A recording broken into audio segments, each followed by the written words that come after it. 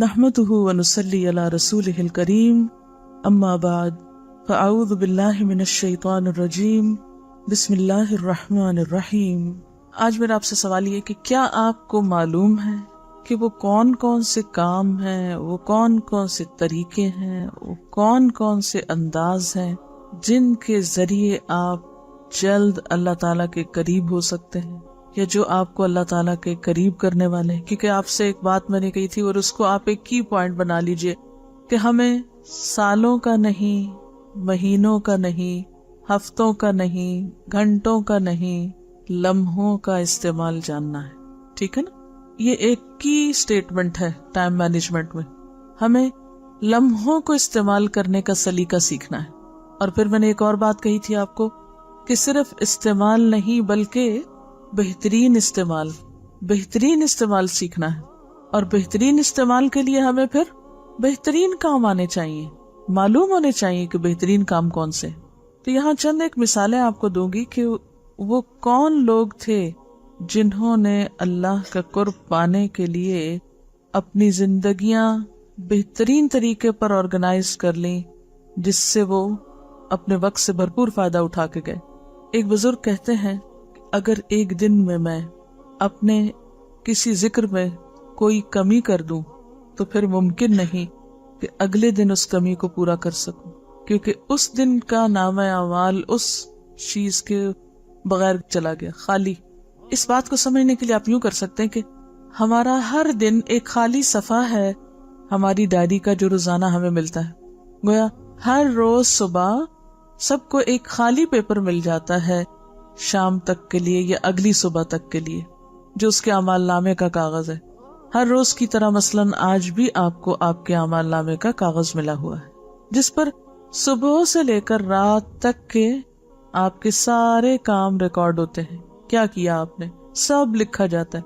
وَكُلُّ كَبِيرٍ وَصَغِيرٍ مُسْتَطَرٍ، ہر چھوٹی بڑی بات لکھی چلی جا رہی ہے، ٹھیک، لمحہ لمحہ اس میں شو ہو رہا ہے کہ آپ نے کہاں گزارا، چاہے مختلف رنگوں سے یا مختلف ڈیزائنوں سے، یا اس صفحے کو آپ اپنا دن سمجھ لیجئے، یا اس سے آپ اپنے آپ کو کمپیئر کر لیجئے۔ یہ صفحہ ہے ایک، اس میں مختلف رنگ لگے ہوئے، مختلف لکیریں ہیں، مختلف رنگ ہیں، کہیں ایک رنگ ہے، کہیں دوسرا ہے، کہیں تیسرا ہے، کہیں پورا ہے، کہیں آدھا ہے، کہیں کٹا ہوا ہے، کہیں ایک طرف کو جھکا ہوا۔ آپ سمجھیے کہ یہی آپ کے سارے دن کے کام ہیں۔ اس طرح اپنے دن کو آپ شو کر سکتے ہیں، یا آپ مثلاً مختلف جگہوں پر مختلف کلرز کے ساتھ یا مختلف ڈیزائنز کے ساتھ، یا کچھ گیپس چھوڑ کے، کچھ خلا، یعنی مختلف کاموں کو آپ سمبلائز کر سکتے ہیں، مختلف شکلوں یا رنگوں یا ڈیزائنوں بنا سکتے ہیں۔ ٹھیک ہے، وہ ہے آپ کی زندگی کا ایک دن۔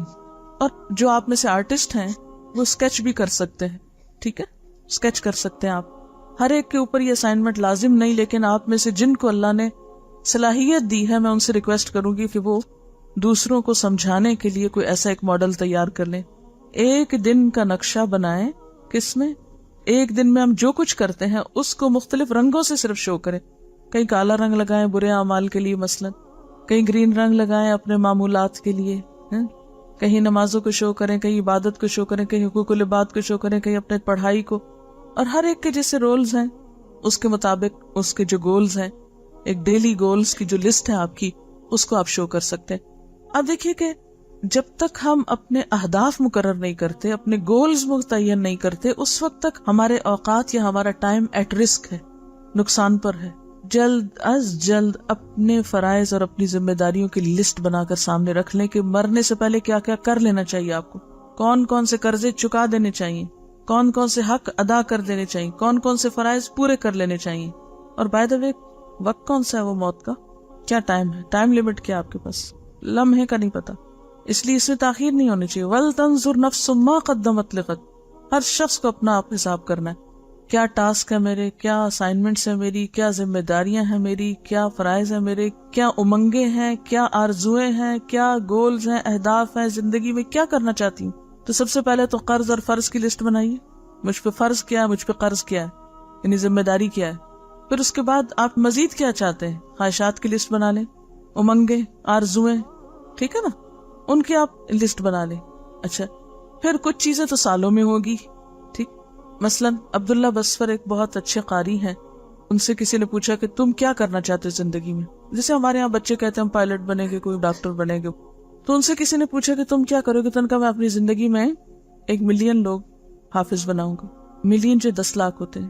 اب یہ تو نہیں ہو سکتا کہ کوئی اگر یہ گول بنائے اور وہ کہ کل میں اپنا گول پورا کر لوں، یہ نہیں ہو سکتا۔ کچھ گولز ایسے ہیں جو آپ کی زندگی کے ساتھ لمبی عمر تک چلیں گے، اگر آپ کو اللہ نے لمبی زندگی دے دی، ڈیپینڈ کرتا ہے، تو اللہ کی مرضی، ہمارے ہاتھ میں تو کچھ نہیں۔ کچھ آپ کے گولز ایسے ہیں کہ جو شارٹ ٹرم ہوتے ہیں، کم وقت کے لیے ہوتے ہیں، تو یہ بھی آپ کو پھر دیکھنا ہوگا۔ پھر ایک اور حیثیت سے کہ جو آپ کے رولز ہوتے ہیں اسی کے مطابق آپ کے گولز ہوتے ہیں۔ آپ کا رول کیا ہے؟ مثلاً ایک سب سے اہم رول اس وقت آپ کا کیا کہ آپ ایک طالب علم ہیں، ٹھیک ہے؟ آپ کے اور بھی رولز ہو سکتے ہیں، مثلاً آپ ایک بیٹی ہیں، آپ ایک بیوی ہیں، آپ ایک ماں ہیں، آپ ایک مثلاً ڈاکٹر ہیں، کچھ بھی ہیں، اس کے مطابق آپ کو اپنے گولز جو ہیں وہ متعین کرنے ہیں۔ اگر آپ اپنے طالب علم ہونے کی حیثیت سے اپنے گولز متعین کر لیں کچھ، کہ آپ کو ہر روز کیا کیا کام کرنا ہوتا ہے، اس کی ایک لسٹ ہونی چاہیے آپ کے پاس، کہ میرا ڈیلی ہوم ورک یہ ہے، میرا روز کا کام یہ ہے، ان گولز میں اضافہ بھی ہوتا چلا جائے گا، ٹھیک ہے نا؟ تو وہ اگر آپ کے سامنے ہوں گے گولز، تو پھر اس کے بعد آپ دیکھتے جائیں کہ آپ ان میں سے کیا کیا کر رہے ہیں، کیا کر سکتے ہیں، کیا نہیں کر سکتے، ابھی کتنا کام آپ نے کرنا ہے۔ تو ان گولز کو بھی آپ اپنے اس کلر کے ساتھ شو کر سکتے ہیں، ٹھیک ہے نا؟ مختلف کلرز کے ساتھ، کہ یہ آپ کے ہائی امنگیں ہیں اور امیدیں ہیں جو آپ۔ اچھا، پھر آپ کے کچھ معمولات ہوتے ہیں دن کے، جیسے صبح شام کے آپ ذکر کرتے ہیں، نماز کے بعد کا ذکر کرتے ہیں، وغیرہ وغیرہ، جو آپ کو کرنے چاہیے۔ اب کیا ہے، آج کے دن آپ نے مثلا صبح شام کی دعائیں کوئی نہیں پڑھی فار ایگزامپل، یا فجر کی نماز کے بعد کے اذکار نہیں پڑھے، وہ کیا ہوا؟ خالی خانہ چھٹ گیا۔ اب کل کے دن آپ کہیں اچھا میں کل پڑھ لوں گی نا، کیا ہوا آج نہیں پڑھی تھی، وہ آج یہ ہو گیا تھا، وہ ہو گیا تھا، یہ تھا وہ تھا، کوئی اس پہ الزام لگایا، کوئی اس کو بلیم کیا، کوئی کسی پہ ذمہ داری ڈالی، اور کام کوئی نہ کیا۔ اب یہ جو آج کی آپ کی شیٹ ملی تھی نا، زندگی کا آج کا کاغذ آپ کا ملا تھا، اس میں تو رہ گیا خالی۔ اب یہ بزرگ یہی کہتے ہیں کہ جو میرا ایک دن کا عمل رہ گیا، میں کل اس کو پورا کر ہی نہیں سکتا، پچھلے دن کی کاغذ تو واپس چلا گیا آ کے۔ جو آج آپ کو کاغذ ملا ہے، کیا کل یہی ملے گا کہ جو خانے رنگ بھرنے رہ گئے تو ذرا آج بھر لیں بیٹھ کے؟ یہ تو نہیں ہو سکتا نا۔ اس لیے جو آج کرنا نا، وہ آج ہی کرنا ہے آپ کو۔ تو جو اہم ترین عادت اللہ کے قریب ہونے کی ہے، وہ کیا ہے؟ کچھ چیزوں کو جو آپ نے اپنے گول سیٹ کیے ہوئے، جو اپنی عادات ہیں، ٹھیک ہے، بہت زیادہ نہ بے شک سیٹ کریں، اتنا ہی کریں جو آپ کر سکتے، ان کو آپ نے پورا کرنا ہے۔ سستی، کمی، کوتاہی، کاہلی، غفلت سے ان کو بھولنا نہیں، چھوڑنا نہیں، اور ہو جائے غفلت تو اتنا ہی وقت محض ایکسکیوزز کرنے میں نہیں گزار دینا، کیونکہ بہت سے لوگ نمبر 1 سستی سے کام نہیں کرتے، پھر نمبر 2 غیر حقیقی وجوہات بتاتے رہتے ہیں جو سچی کوئی نہیں ہوتی، اپنے کو بھی دھوکہ دیتے ہیں، اوروں کو بھی دیتے ہیں۔ وما یخدعون الا انفسهم وما یشعرون۔ جب تک اپنے ساتھ ہم سچے نہیں ہوں گے، اس وقت تک ہم اپنے دشمن ہیں خود۔ اپنے ساتھ سچے، اپنا بھلا سوچے، کسی پہ احسان نہ کرے۔ ایک بچی میرے پاس آئی تو کہنے لگی، میں نے کسی نے لیکچر دیا تو میں نے سنا کہ جو اولاد اچھے کام کرے تو وہ اپنے والدین کے لیے صدقہ جاریہ بنتی ہے، تو پھر مجھے کیا فائدہ ہوگا؟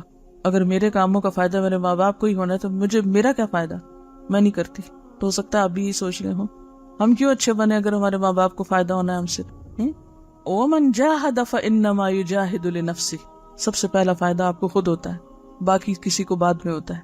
ایک کتاب ہے مقدمہ ابن خلدون، اس میں ہارون الرشید کے بارے میں آتا ہے کہ جب اس نے اپنے بیٹے الامین کو اس کے استاد کے سپرد کیا تو استاد کو ایک ریکویسٹ کی کہ اقرئہ القرآن، اس کو قرآن کی قرات سکھاؤ، قرآن پڑھنا سکھاؤ، وعرفہ الاخبار، تاریخ کی معرفت دو، اخبار کہتے ہیں تاریخ کو، وروہ الاشعار، اور اس کو اشعار کی تعلیم دو یا اشعار سے مانوس کرو، وعلمہ السنن، سنت کی تعلیم دو، سنتیں سکھاؤ، یعنی زندگی میں، عام روزمرہ زندگی میں کون سا کام کیسے کرنا چاہیے نبی صلی اللہ علیہ وسلم کی پیروی کرتے ہوئے۔ وبصرہ بمواقع الکلام، وبصرہ بمواقع الکلام، بصرہ کا مطلب ہے بصیرت دو اس کو، سجھاؤ اس کو، مواقع موقع کی جمع ہے، کلام کا معنی کیا ہے؟ کلام یعنی بات کے جو موقع ہے، موقع محل کی مناسبت سے بات کرنا سجھاؤ یا سکھاؤ کہ کس موقع پر کیا بات کرنی چاہیے، اور کس انداز میں کرنی چاہیے کہ یہ بچہ کس وقت میں کیا کہا کرے. وَامْنَعْهُ مِنَ الضِّحْكِ إِلَّا فِي أَوْقَاتِهِ، اور اس کو ہنسنے سے روک کر رکھنا مگر اس کے موقع پر یا موقع کی مناسبت سے یا اس کے اصل وقت میں. الا فی اوقاتہ، مگر ہنسی کے وقت. کیوں؟ بے موقع کی ہنسی کیا ہوتی؟ بے موقع کون ہنستا ہے؟ مجنون. جو مجنون ہوتے ہیں، پاگل لوگ جنہیں آپ کہتے ہیں، ان بیچاروں کو نہیں پتا ہوتا کہ کہاں ہنسنا ہے کہاں رونا ہے، تو ہر موقع بے موقع وہ ہنس دیتے ہیں بعض اوقات. تو بعض لوگ بھی بالکل مجنونانہ حرکتیں کرتے ہیں، سنجیدہ مجلس میں ہنسنا شروع کر دیتے ہیں، بعض اوقات نماز پڑھتے ہوئے ہنسنے لگتے ہیں.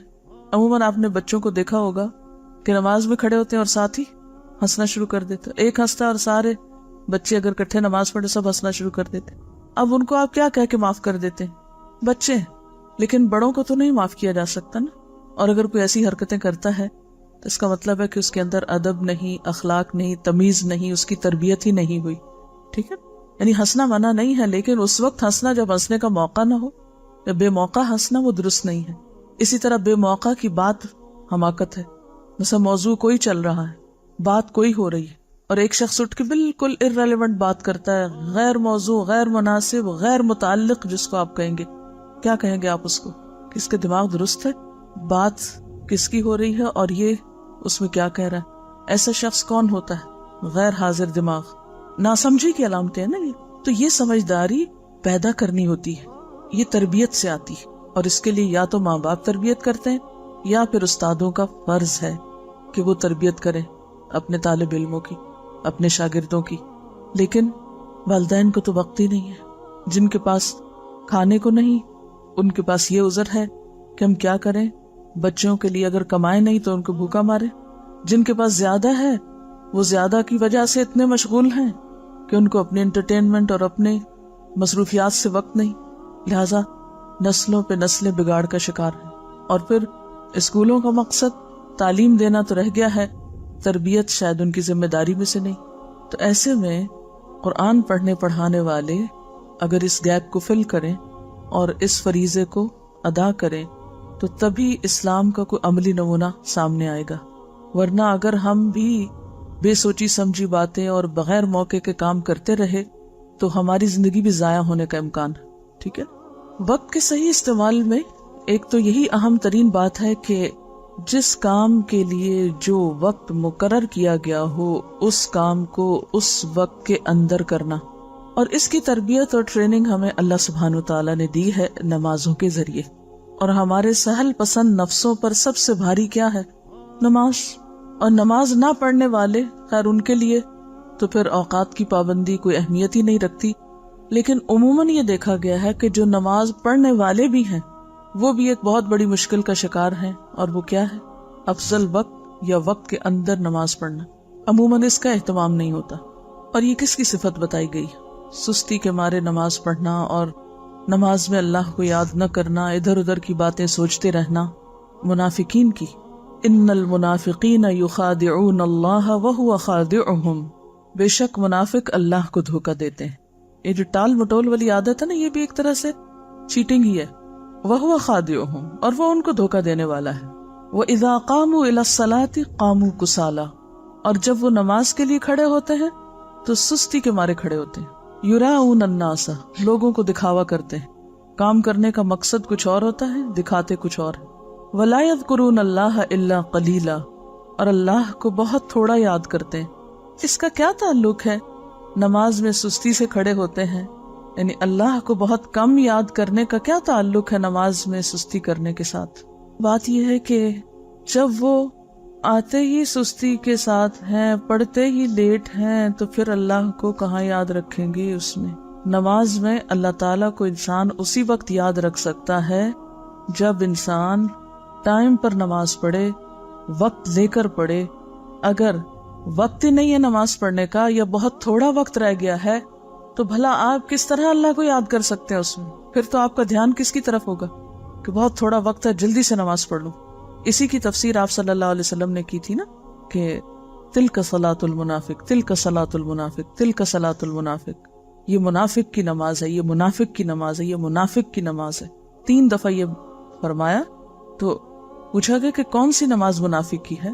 فرمایا کہ وہ شخص جو سورج کے پیلا پڑنے کا انتظار کرتا رہتا ہے. اچھا ابھی تو وقت ہے، ابھی کافی ٹائم ہے، پڑھ لیتا ہوں نا.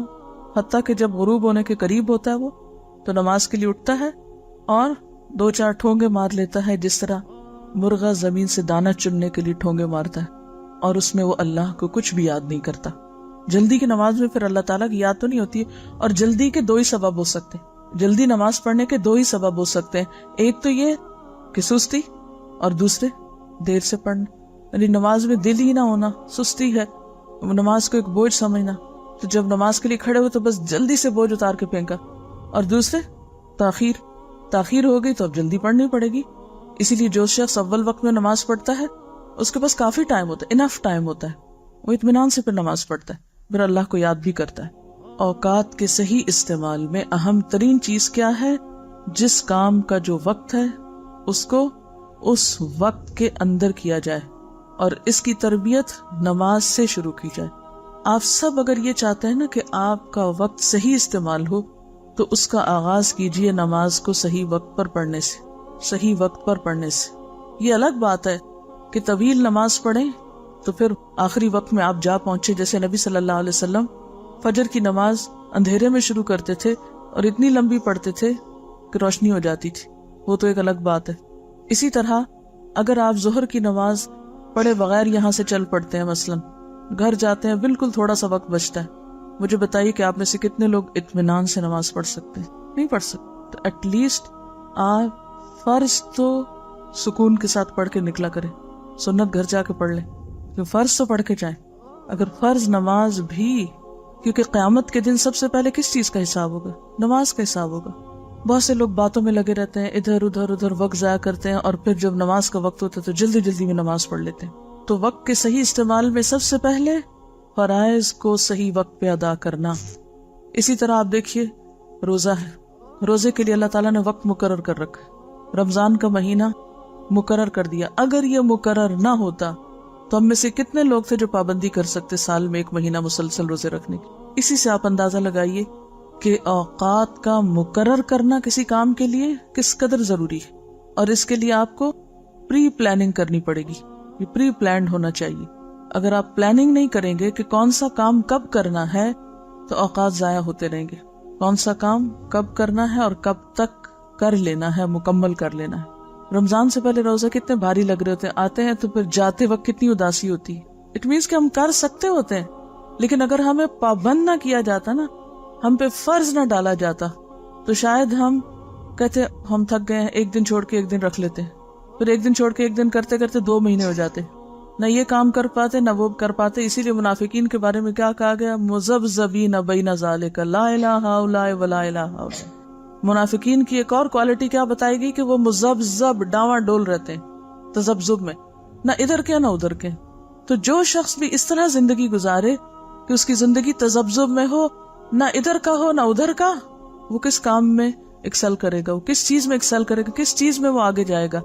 اور یاد رکھیے آخرت میں جو آپ کا مقام ہے نا، اس کی ایک جھلک یہ آپ کی دنیا کی زندگی ہے. جس طرح یہاں زندگی گزار رہے ہیں نا، جس درجے میں خیر بھلائی نیکی کے جس درجے میں آپ یہاں کھڑے ہیں اپنی عبادات میں، اخلاق میں اور باقی معاملات میں، قیامت کے دن بالکل اسی کا دوسرا حصہ آپ کو دیا جائے گا. اور اگر آپ نے اپنے اوقات یہاں ضائع کر دیے نا، اور اپنے اوقات سے صحیح طور پر فائدہ نہیں اٹھایا، اپنے فرائض کو اعلیٰ درجے میں ادا نہیں کیا، تو کل قیامت کو کس بات کا اجر چاہتے ہیں آپ؟ کن بلند درجات کی بات کرتے ہیں؟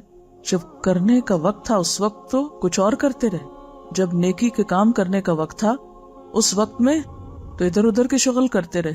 اب آگے قیامت کے دن کہ ہمیں جنت کے اعلیٰ درجات چاہیے، یہ کیسے ممکن ہے؟ تو بات یہ ہے کہ ہم کام کر سکتے ہیں، صرف نفس کو ڈھیل دیتے ہیں، لمبی لمبی آرزویں باندھتے ہیں، آج کا کام کل پہ ڈالتے ہیں، اور پھر کچھ بھی نہیں کرتے سوائے حسرت و یاس کے. پھر ہاتھ کیا آ سکتا ہے؟ تو ایک بات یہ کہ اپنے آپ کو ڈھیل نہ دیا کریں. اچھا کر لوں گی، پھر کر لوں گی، پھر کیا ہوا؟ نہیں، خود کو ایک کے بعد ایک چیز میں پابند کریں، باندھیں، روکیں، کھینچیں کہ نہیں یہ تو کرنا ہی کرنا ہے.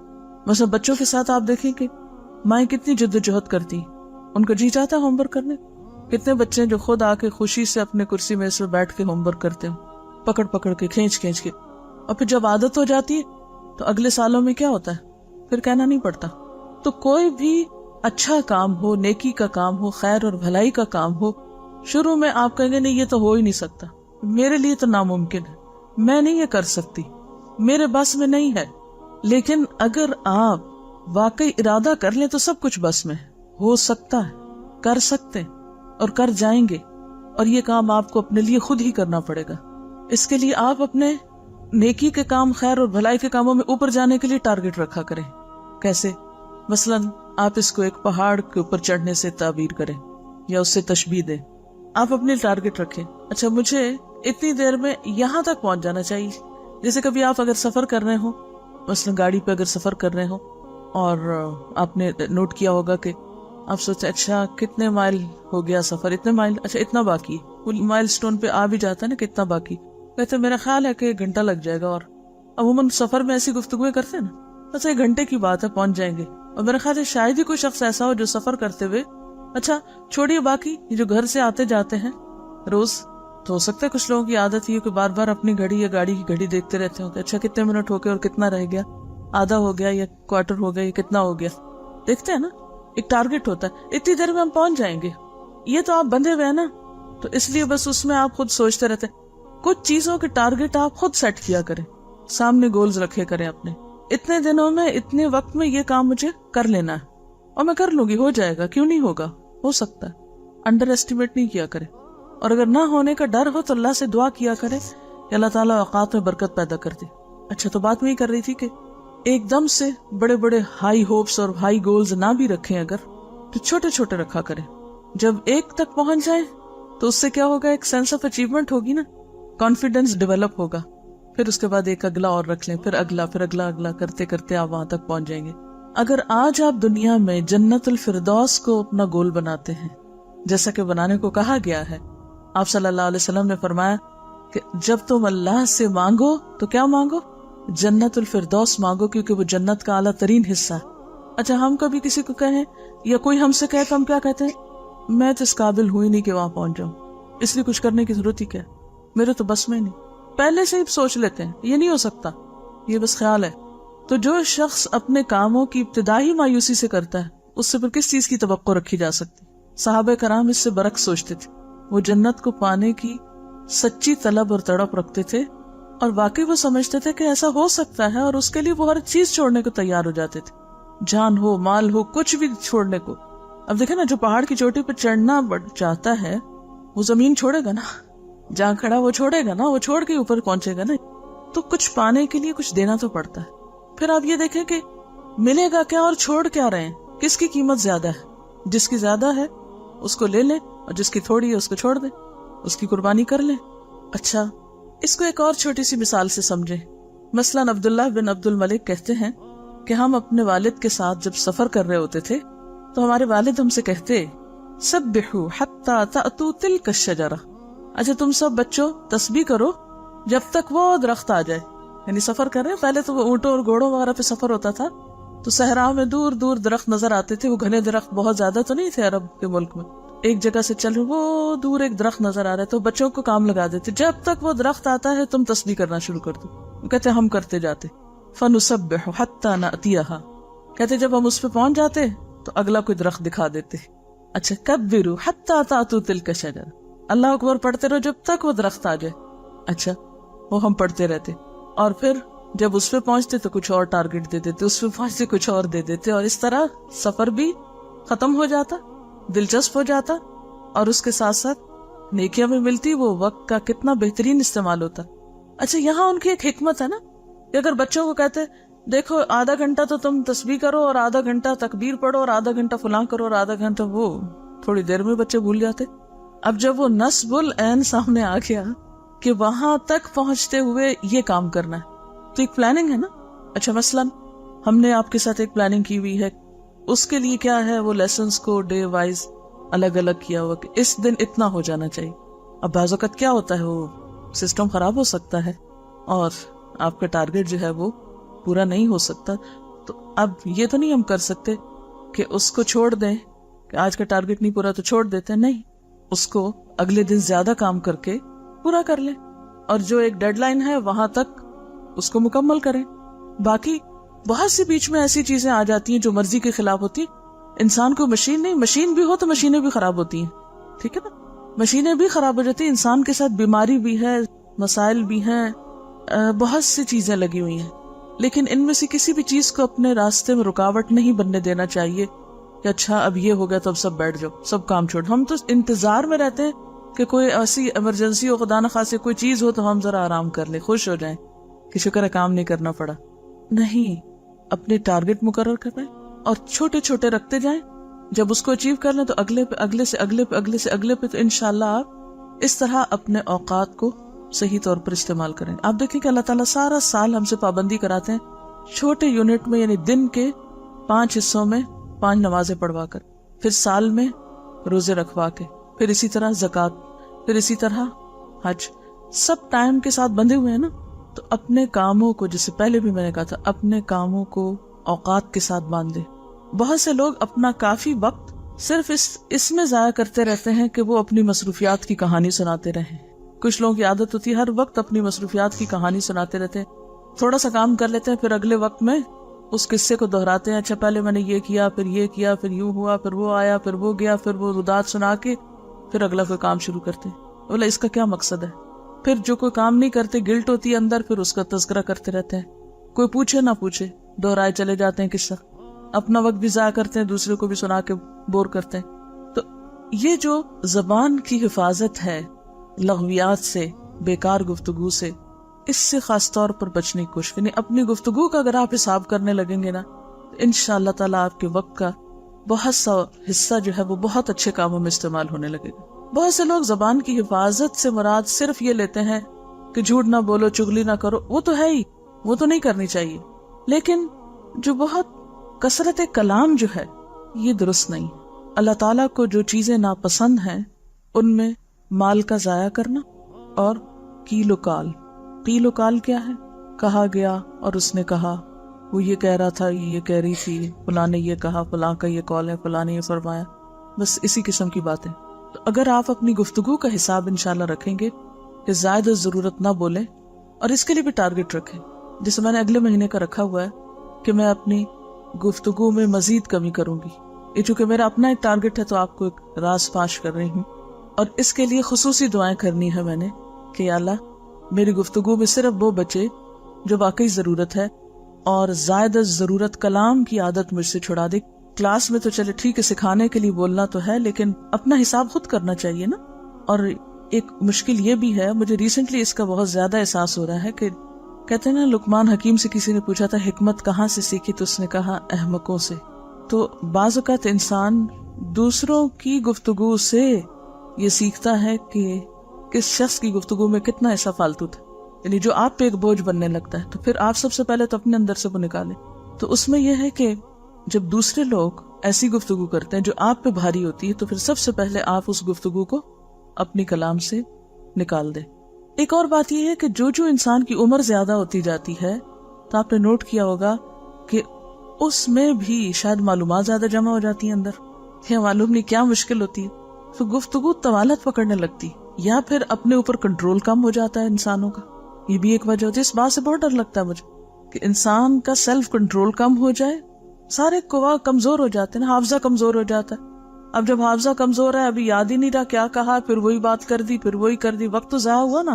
تو کتنی ضروری ہے یہ بات کہ ہم ان تمام خرافات سے بچنے کے لیے اپنا حساب بھی کرتے رہیں، اور خاص طور پر اللہ تعالیٰ سے دعا کریں فالتو بیکار چیزیں زندگی سے نکلے.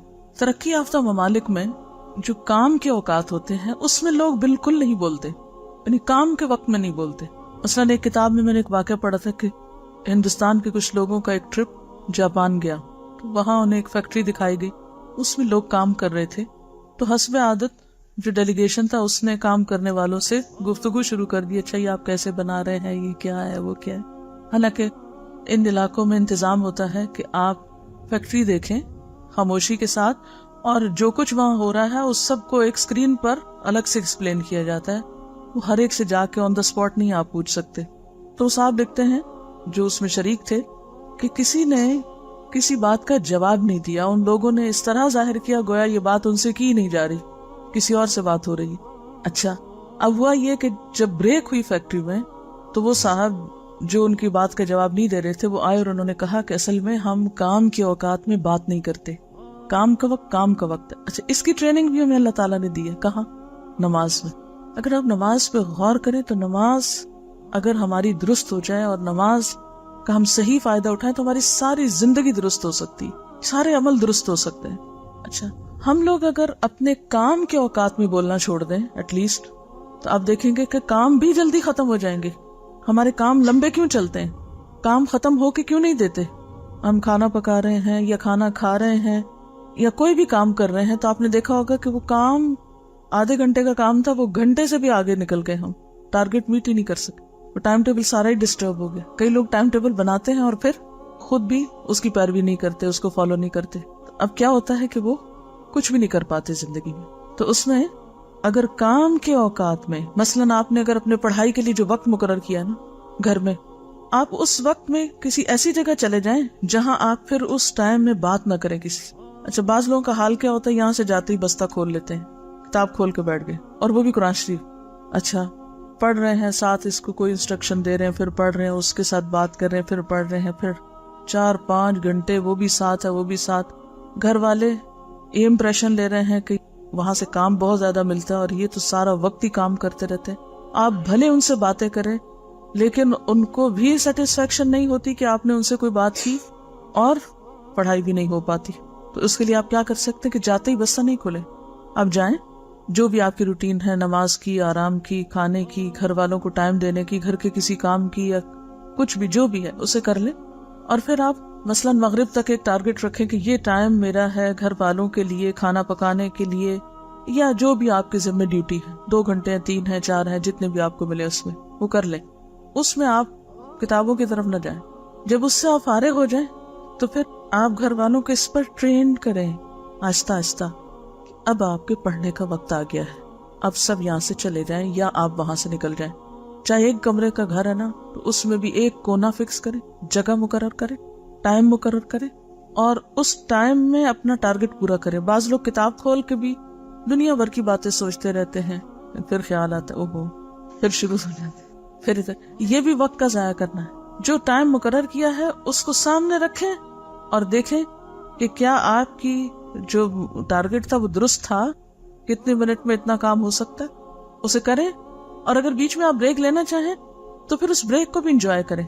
اب دیکھیں کہ ترقی یافتہ ممالک میں کیا ہوتا ہے, کام کے اوقات مقرر ہوتے ہیں. مثلاً 8 بجے اگر دفتر کا ٹائم ہے تو 8 بجے ہی شروع ہوتا ہے, اور پھر 10 بجے اگر بریک ہے تو 10 منٹ کی, تو وہ 10 منٹ کی بریک میں کوئی کام نہیں کرتا. ہم لوگوں کا حال کیا ہے, جو بریک کا ٹائم ہوتا ہے اس میں ہم کام کرتے ہیں, جو کام کا وقت ہوتا ہے اس میں ہم بریک لیتے ہیں. اچھا, پھر اسی طرح پھر اگلا کام کا وقت ہے تو اس میں پھر یکسوئی سے کام. تو آپ کو معلوم ہے کہ ویسٹ میں گھنٹوں کے اعتبار سے پے دی جاتی, مہینے کی تنخواہ نہیں ہوتی, وہاں ہفتہ وار ہوتی ہے عموماً, اور ہفتے میں بھی ہر دن کے الگ آورز کاؤنٹ کیے جاتے ہیں. عموماً فیکٹریز میں وہاں کیا بنا ہوا ہے, کارڈ ہوتا ہے, یعنی جب ایک شخص کام کے لیے انٹر ہوتا ہے تو وہ ایک مشین سے کارڈ گزارتا ہے, وہ ٹائم نوٹ ہو جاتا ہے, اتنے بجے آئے تھے اس تاریخ کو. جب نکلتے ہیں تو تب بھی, تو جب سیلری لینی ہوتی تو اس کارڈ سے اس کا وہ ڈاٹا جمع ہو جاتا ہے کہ اس شخص نے اتنے گھنٹے کام کیے, اتنے گھنٹے. مثلاً اگر ایک شخص ہر روز صرف 5 منٹ لیٹ آتا ہے, صرف 5 منٹ, تو 5 دنوں میں, اگر وہاں عموماً 2 دن چھٹی ہوتی ہے, تو 5 دنوں میں وہ کتنے منٹ لیٹ آیا, 25 منٹ. اب وہ 25 منٹ کی سیلری کاٹ لیں گے, اور کاٹ لی جاتی ہے وہاں, کیونکہ 25 منٹ ایک اچھا خاصا وقت ہے. ہمارے ہاں 5 منٹ تو کیا گھنٹوں کے حساب سے لوگ لیٹ پہنچتے ہیں کام پر, اور ندامت بھی نہیں ہوتی ان کو کہ انہوں نے کوئی نقصان کیا ہے, اپنا بھی اور جہاں وہ کام کر رہے ہیں ان کا بھی. اور اس میں دنیا میں باقاعدہ مقابلے ہیں, اور ہر سال یہ دیکھا جاتا ہے کہ اس سال کس ملک میں ورکنگ آور کتنے تھے, ایک ایوریج شخص نے کتنے گھنٹے روز کام کیا, کیونکہ وہاں بیکاری کا تو سوال پیدا نہیں ہوتا اللہ یہ کہ کوئی بیمار ہو. اب مثال کے طور پر یہ ایک اسٹیٹسٹکس ہے میرے سامنے, 1970 میں امریکہ میں ایوریج ہفتہ وار کام 39.8 گھنٹے تھا, 1975 میں 39.5 تھا, 1980 میں, یعنی ہر 5 سال کا یہ انہوں نے جائزہ لیا, 0.7 था। ये 0.7, 0.5, 0.8 का क्या मतलब है कि ये भी गिना गया है। जापान में 43.3 70 में, 38.8 75 में, और फिर 41.2 80 में। इसराइल में 42.1 1970 में, 40.3 75 में, 38.3 80 में। कि ये कौम ने जो काम किया है इतने घंटे रोज। और इसमें फिर मुकाबला है कि नंबर 1 इस अरसे में कौन था, नंबर 2 कौन था, नंबर 3 कौन था। कोई मुसलमान मुल्क इस लिस्ट में शामिल नहीं है।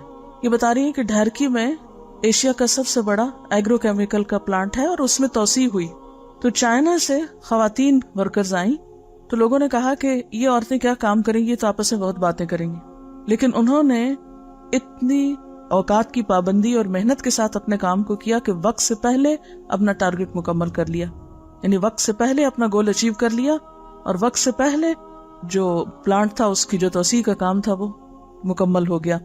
और काम के औकात में बिल्कुल बात नहीं करती थी।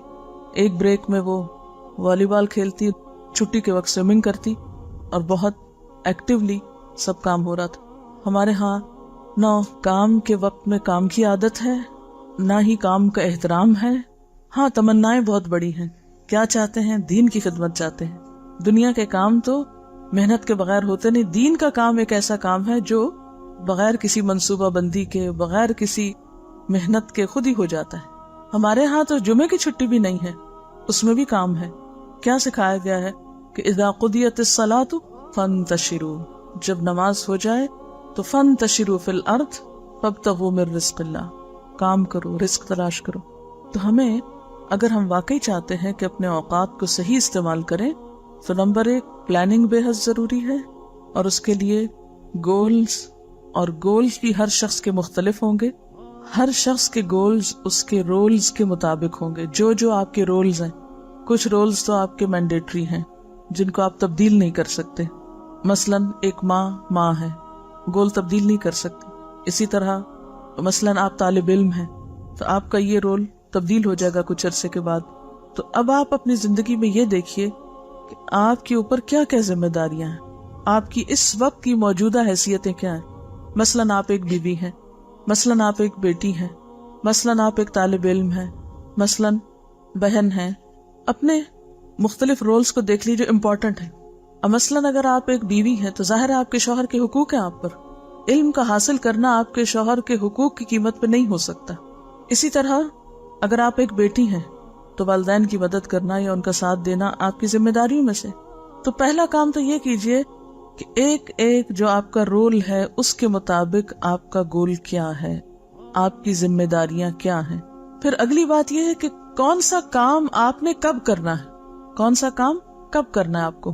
अब बाज लोग एक भूत सर पे सवार रखते हैं, और हमारे बच्चे हैं ना, क्या करें, कोई वक्त नहीं मिलता, सारा दिन बच्चों को रोना रोते रहेंगे, क्या करें, शौहर ही नहीं मानते, उनकी बड़ी जिम्मेदारी मुझ, सारा दिन शौहर की बात, बहाना एक बना लिया। तो ये जो बहाने बनाने की आदत है जिंदगी से निकाल दीजिए। अगर आप जिस वक्त में जो करना चाहिए इसके पाबंद हो जाएं तो शिकायत भी नहीं रहेगी, फिर शौहर को शिकायत नहीं होगी, फिर बच्चों को शिकायत नहीं होगी, फिर आपकी टीचर को आपसे शिकायत नहीं होगी, क्योंकि आपने अपने पढ़ने के वक्त में क्या किया, पढ़ा और पढ़ कर आए। अच्छा, क्लास में आपकी जिम्मेदारी क्या है, तवज्जो से सुनना, लिखना, और जो कहा गया, इंस्ट्रक्शंस दी गई, उनको फॉलो करना। अगर आप इस वक्त में कुछ और कर रहे हो तो क्या होगा, उस्ताद को शिकायत होगी और ये वक्त का ज़िया भी होगा। आप फिर यहाँ बैठे किस लिए, आप कुछ और करें जाके। अहमद बिन अता से पूछा गया कि तलबुल इल्मी फरीज़तुन अला कुल्ली मुस्लिम का माना क्या है, किस चीज का इल्म हासिल करना फर्ज है, कौन सा इल्म हासिल करना फरीजा के दर्जे में है। ठीक है ना, उलूम तो बहुत से है ना, लेकिन हर इल्म का सीखना तो फर्ज नहीं है ना। तो उन्होंने कहा इल्मुल हाल व इल्मुल वक्त व इल्मुस सिर फमन जहला वक्तहु व मा अलैहि फक़द जहलल इल्म अल्लज़ी उमिर बिही। इल्मुल हाल, हाल का इल्म। हाल का इल्म का मतलब यह है कि जो आपका हाल है, यह हालत है, जो आपका स्टेटस है, अपना हाल, जैसे अभी रोल क्या है ना आपका, यानी आपके रोल्स के मुताबिक एक आपका जो रोल है उसके बारे में आपको इल्म होना चाहिए। मसलन आपके रोल्स में सबसे पहला रोल क्या है कि आप अल्लाह के बंदे हैं, बंदगी में आपको क्या क्या करना है, तो फराइज आ गए ना उसमें, नमाज। और फिर इसी तरह आपके हाल में एक यह है कि आप एक बीवी है, बहन है, हमसाई है, मसलन جو آپ کی حالت ہے اس میں والدین کے حقوق پتہ ہونے چاہیے، شوہر کے حقوق پتہ ہونے چاہیے، بچوں کے حقوق پتہ ہونے چاہیے، وغیرہ وغیرہ. تو یہ حال کا علم ہے نا، جو بھی آپ کا حال ہے، حالت ہے، اسٹیٹس ہے یا وقت ہے. ٹھیک ہے. دوسرا ہے علم الوقت. علم الوقت فریضہ ہے. ٹائم مینجمنٹ کا سیکھنا فرائض میں سے ہے کہ کس وقت میں مجھے کیا کرنا ہے، بچپن میں کیا کرنا ہے، جوانی میں کیا کرنا ہے، بڑھاپے میں کیا کرنا ہے. ہمارا حال کیا ہے، جو بس وقت آتا ہے گزار دیتے ہیں. پہلے سے نہیں پتا کہ ہمیں کیا کرنا ہے، نہ اپنے لیے پتا ہے نہ بچوں کے لیے پتا ہے. پھر اسی طرح عبادات کا وقت کیا ہے، تعلیم کے اوقات کیا ہونے چاہیے. اور انہوں نے بہت اہم بات کی تھی کہ فمن جہل وقتہ، جو وقت کے علم سے یعنی وقت کے بارے میں جاہل ہے اور اس بات سے جاہل لا علم ہے کہ وما علیہ، کہ کس وقت میں اس کی ذمہ داری کیا ہے، کس وقت میں کس چیز کا ٹائم ہے. فقط جہل العلم، ایسے شخص کا علم سے کوئی تعلق نہیں، وہ علم سے بھی ناشنا ہے. کتنی بڑی بات ہے. طلب العلم فریضۃ علی کل مسلم. تو یہ کون سا فریضہ ہے؟ دو چیزیں مینلی ہو گئی. ایک تو یہ ہے کہ اپنی ذمہ داریاں پہچانیں، اپنے رولز کو ڈٹرمن کریں اور ہر رول کے تحت آپ کے اوپر کیا کیا ذمہ داری، اور پھر ہر ذمہ داری کو ادا کرنے کا وقت کیا ہے. اور اس کے بعد ہر چیز کی ایک حد ہے، لمٹ ہے، کہ مثلا نماز خشوع سے پڑھنی ہے، لیکن یہ نہیں کہ آپ اتنی لمبی کر دیں کہ آپ کے کھانے کا وقت نکل جائے. اب آپ کا اس وقت رول کیا؟ مثلا اگر میرے بچے چھوٹے ہیں، دودھ پیتے بچے ہیں، تو میری نمازیں وہ نہیں ہو سکتی ہیں نا جو شادی سے پہلے جتنی لمبی ہو سکتی ہیں. شادی کے بعد یا بچوں کے ساتھ اتنی لمبی نماز نہیں ہو سکتی. بچہ اگر رو رہا ہے، چیخ رہا ہے، چلا رہا ہے، تو میری نماز آٹومیٹکلی چھوٹی ہو گئی. اب مثلا میں تدریس کا کام کر رہی ہوں یا ساتھ اور تھوڑا بہت، تو ان اوقات میں عمر کے مختلف حصوں کے ساتھ مختلف اوقات رہے ہیں. مثلا جب میں طالب علم تھی اس وقت بھی میں سکھاتی تھی، لیکن اس وقت جیسے ہفتے میں ایک دفعہ.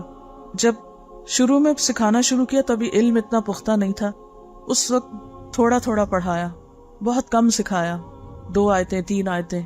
پھر اس کے بعد جب باقاعدہ استاد بنی تو اس میں تھوڑا اور اس کو انکریز کیا. پھر شادی ہوگی، پھر بچے تھے، پھر ہفتے میں 1-2 دفعہ درس دیتی رہی. پھر اس کے بعد تھوڑے بچے اور بڑے ہوئے اور وقت ملا، اس کو اور انکریز کر لیا. یعنی ساری ذمہ داریاں سامنے رکھ کے صرف پرسنٹیج طے کر لیں کہ کس وقت آپ کا کون سا رول زیادہ اہم ہے اور اس کے لیے آپ کو کتنا وقت چاہیے، اور کب آپ کی عمر کے کون سے حصے میں کون سی ذمہ داریاں نسبتاً کم ہو گئی اور اب کس اور چیز کو آپ کا زیادہ وقت چاہیے. تو کام سارے اگر آپ کو پتا ہوں، جیسے پہلے میں مثال دی تھی نا کہ سارے کاموں کو ایک رنگ دے دیجئے زندگی میں، تو وہ پرسنٹیج کم زیادہ ہوتی رہے گی. مثلا جب میں طالب علم تھی تو یہ 8 گھنٹے جو اب میرے کام میں گزرتے ہیں وہ 8 گھنٹے صرف پڑھنے میں گزرتے تھے. اس وقت پڑھانے میں 8 گھنٹے نہیں گزرتے تھے، یا اور مینجمنٹ کے کاموں میں 8 گھنٹے نہیں گزرتے تھے. اسی طرح جب بچے چھوٹے تھے تو اس وقت اوقات اور طرح کے تھے، بڑے ہوئے تو اور طرح کے ہوئے، کچھ اور بڑے ہوئے تو کچھ اور اوقات میں تبدیلی ہو گئی. تو یہ آپ لوگ جب تک اپنے حال کو نہیں جانیں گے کہ آپ کا اس وقت حال کیا ہے، آپ کے اوپر کس کس طرح سے پریشرز ہیں، آپ کے اوپر کون کون سے کام ہیں، ان سب کو لکھ لیجیے. جو کام آپ کو بادر کر دیں، جو لوگ آپ کو پریشان کر دیں، یہ کرو یہ کرو، سب لکھ لیں. تو ایک اس طرح کی ایکویشن سی بنا لیں، کام ایکول ٹو وقت. اس کام کے لیے اتنا وقت درکار ہے مجھے، اور اس وقت کو اسی کام کے لیے استعمال کرنا ہے. اس میں اگر کوئی ناروا پریشر ڈالے تو اس پریشر کا مقابلہ کرنا ہے پھر. اور اگر آپ تنکوں کی طرح ہلکے ہو کے ہر چیز پہ بہتے چلے گئے تو پھر تو آپ کچھ بھی نہیں کر سکے، پھر کہیں ٹھہریں گے آپ. اور یہ جو انسان کے اندر ایک کیفیت آتی ہے نا کہ ڈٹرمینیشن کی اور پختگی کی، اللہ کی مدد سے آتی، صبر کے ساتھ آتی ہے. جلد بازی کو زندگی سے نکال دیں تو پھر آتی. چھوٹی چھوٹی باتوں میں پریشان ہو جانا، چھوٹی چھوٹی باتوں پہ بڑے بڑے فیصلے کر لینا، چھوٹی چھوٹی باتوں پہ، جیسے کل بھی شاید بات کی تھی جذباتیت کی، تو آپ کو جذباتیت زندگی سے نکالنی ہوگی. لوگوں کی باتوں کی پرواہ چھوڑ دیں، کیونکہ جب ہم لوگوں کی باتوں کی پرواہ کرنے لگتے ہیں تو ہم چاہتے ہیں ایک دن میں لوگ پلٹ جائیں. نہیں پلٹ سکتے، چھوڑ دیں، آپ ان کو پلٹ جائیں گے جب انہوں نے پلٹنا ہوگا. میرے ساتھ ریسنٹلی 1-2 واقعات ہوئے. کچھ عرصہ پہلے بہت شدت سے میری مخالفت ہو رہی تھی، بہت زیادہ. اب بھی خیر کم نہیں یا ختم نہیں ہوئی، لیکن بہت زیادہ شدید قسم کی.